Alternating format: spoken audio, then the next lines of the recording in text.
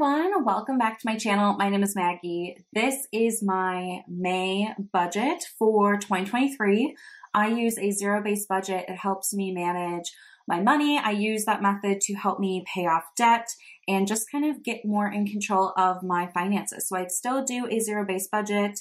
I've been debt-free for over a year now, which is really exciting. And yeah, excited to share with you what I have going on in May. So I'm going to start with my calendar. In my planner, I have a second calendar, like monthly spread just for my finances.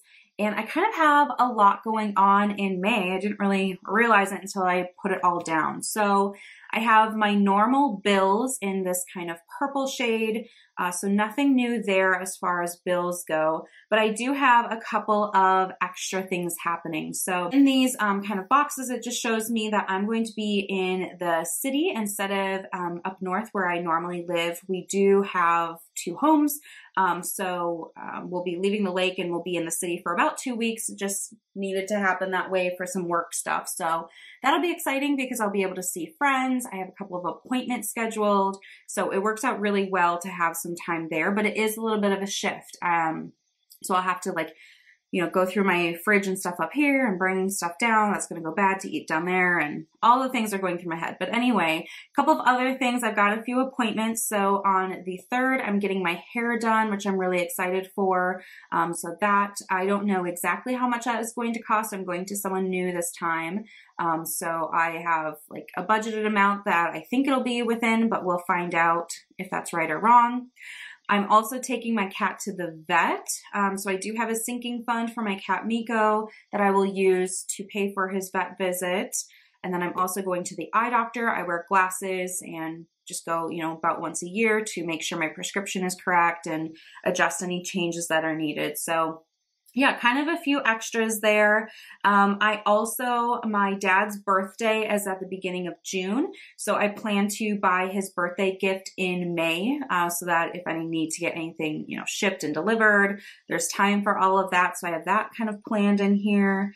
And I think that's kind of it for the big stuff. I have got my regular weekly spending of groceries and spending all figured out. And then, of course, Memorial Day weekend. So the 29th is Memorial Day. I'm off of work, and I don't know what we're going to do for that long weekend yet, probably just hang out. But I do have a savings challenge where I saved up a little bit of extra money for Memorial Day weekend and the festivities, so I'll be able to crack into that, which is fun. So anyway, a lot of moving pieces. Would love to hear from you what you have going on in May. I know, it could be schools letting out and stuff like that. I think the schools around me let out right around here, like the first week of June. So it's coming up soon. All right, let's go ahead and move into the actual budget with numbers now. So this is my budget template sheet. I just used a lined sheet of paper. I know that there's some really cute, other options out there, but this works for me.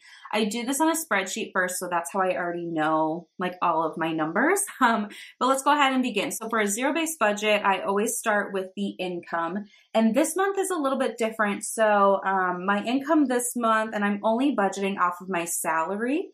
I may end up earning other income throughout the month, and I just deal with it as it comes, but I don't budget planning for anything like that.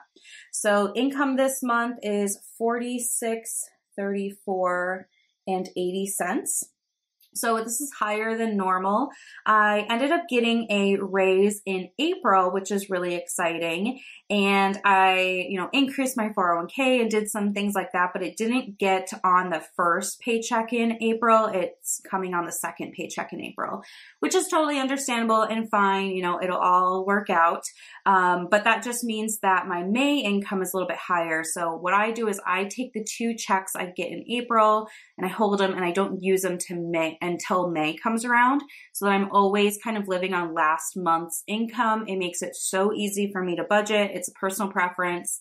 So that's what I do. Okay, so I have my income. The first thing I need to do is take care of my kind of dedicated expenses, mostly bills. So first is my mortgage, $111.86. So as I kind of mentioned, we have 2 homes. My boyfriend and I both bought a home before we met each other, if that makes sense. So my home is, the house that I have a mortgage on is in the city, and then he owns the lake place, which is where we live most of the time. So we just pay for our individual homes and the utilities associated with those homes. We don't like charge each other rent and do all that. So that's what we're doing right now. I don't know what the future looks like, but that's what's happening right now. So this is my mortgage. Then I have an association. So it's a townhouse. I live in an association. So mine is $283.41 every month. And this takes care of a lot of different services and maintenance. So I'm okay paying that.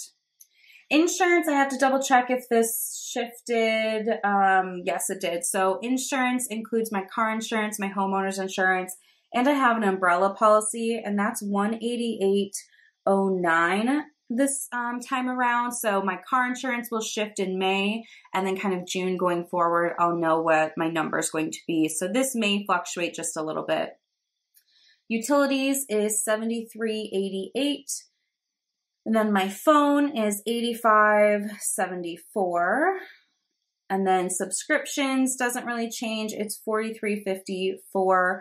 We have, or excuse me, 52. Goodness, I'm making a mistake. We have Amazon Prime, Netflix, and Spotify, and that's what we use. Okay, so then for groceries, I'm going to budget $500. $500 a month has been working really well for us. I'm hoping it won't be too much higher, again, because we're going to be in the city for about 2 weeks. I plan to just go through our fridge and our pantry and kind of shop what I already have and bring it with.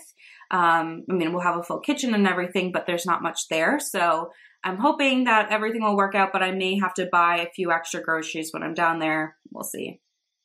Gas, I'm going to increase a little bit this month. Normally I do 60 a month, but I'm going to do 100 just because there'll be extra driving and some transit in there. I work from home, so I don't have a daily commute, but I will be driving, down to the city and, just running errands and all that good stuff. So I still need gas money every month, and I'll just increase it to 100 and we'll see how that goes. Spending was also going to be $500 this month. So this is all of my personal spending, eating out, getting a coffee, buying clothes, like all of the personal kind of entertainment stuff comes from here. So I don't break it out into different categories because it just fluctuates so much. So the total for my expense section here is $27.86.50. And that gives me a remaining of $18.48.30. So this is how much is left over after I take care of all of these expenses. So I'm going to come down next to my funds section. This is all of my sinking funds and savings accounts and stuff that I'm currently funding. So this is where I go next, and let's just kind of walk through these. So annual is for annual bills. This is $130. So just like my car registration, I just in April had a credit card annual fee of $40, just anything like that that comes up once a year that isn't a monthly expense. I use this annual sinking fund for.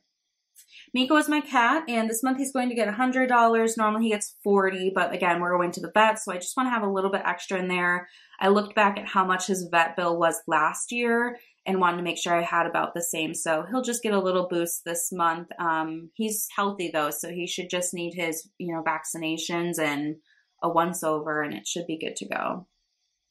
Incidental is kind of like my miscellaneous or cushion. I put $50 in every month. So for example, if my insurance ends up being higher, I can use, a little bit of that incidental money to cover it, or just kind of any random things that come up. Vacation is going to get $450 this month. I decided to put a little bit extra in here. I'm going to Chicago at the end of April, but beginning of May. So it'll kind of tip over, and then I should probably wipe out all that vacation money. So I'll start building it with this $450. Beauty is going to get $150 this month, so that's higher than normal too because I had a little bit of extra money. I decided to treat myself a little bit, so a little bit of this is paying myself back, which I don't recommend. Don't get in the habit of doing that. But I really like beauty products. It's kind of fun for me, and so after I got a raise, I placed a couple of orders for some things that I've been wanting to try and use and all of that. So that's what I decided to do to celebrate, but it's pretty controlled still. Car is going to get 40. So this is for any, you know, car maintenance, oil change, you know, tire rotation, windshield wipers, all car wash, all that kind of stuff. Gifts will get 120. So this is, I use this for all gifts I give throughout the year, Christmas, birthday, Father's Day, you know, all of that. Giving, I used to call this opportunity. I'm just going to call it giving. It's fine. It's the same thing. And this will get 70. So there are a few kind of planned giving opportunities throughout the year that I know I'm going to do, but I like to budget a little bit higher than what I plan for, just so that I can say yes to other opportunities that come up. A lot of times the kids in my town do like fundraisers for their different sports and whatnot. So I like to be able to say yes and, you know, help them out.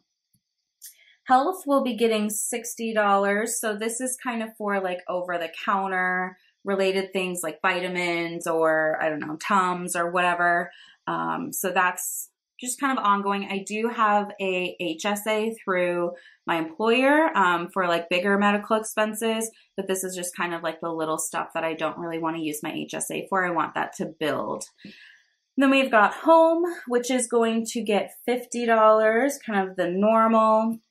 Emergency fund, $20. So I do have a fully funded emergency fund, but every month I put $20 into it just to make sure that I'm keeping up with like inflation. I based my emergency fund off of 3 months of living expenses, but as bills change and, you know, as grocery prices and gas prices and all that change, I realized I needed to just kind of keep on top of it. So I just put $20 in every month. It doesn't really hurt me like in the budget, just doing that 20, and it keeps me kind of on track with everything. And then future, this is where all extra money is going this month. So my kind of bigger goal is to save $3,000. This month I am budgeting to save $148.30. So a little bit lower than other months, but still okay. But any extra money that I get throughout the month will probably just be going there. So I do anticipate when we do the actuals at the end of the month, this number will be higher. So the total for this fund section is $1,388.30, which gives me a remaining of $460. So then the next section here is investing. So this is my taxable brokerage account, so not any of my retirement stuff. And I play a savings challenge. I do a savings challenge video on my channel every month, and I play Saveopoly to decide how much goes in there. So I'm going to budget for 50, but we'll play the game to see how much actually goes there. And if it were to be, say, 40 or under, then the extra will just go to my future goal. So it all works out in the end. So just 50 being budgeted there, which means I have a remaining of $410. Oops, there we go. And then the last piece is cash flow. So I have 3 items here. The first is my cash for savings challenges. Like I said, I do 1 savings challenge video for each month. I started this at the beginning of the year and I am loving it.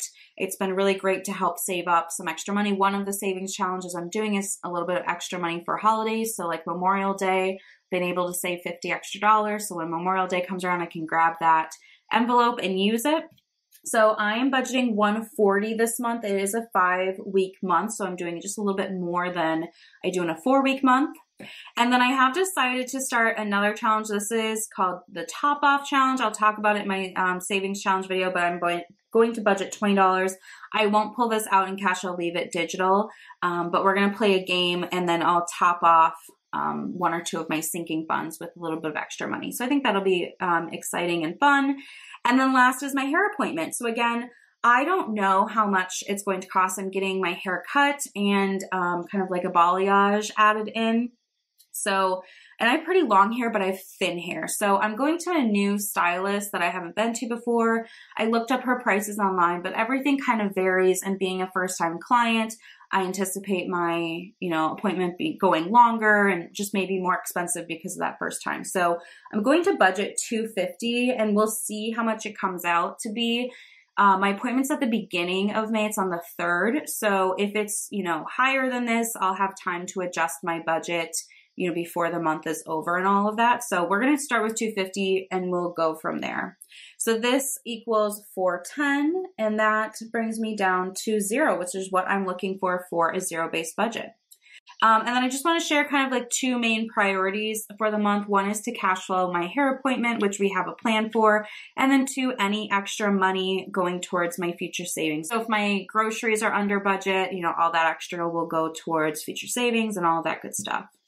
So this is my May budget. You know, budgets are a good plan for your money, but things can shift throughout the month. I'm feeling like there may be some shifts in May, but I've just got to wait and see to, you know, what happens. So yeah, that's what I've got planned. I hope you guys are doing well. Let me know what's coming up in May for you and your budget if there's anything exciting. And I will see you guys in my next video. Thanks for watching. Bye.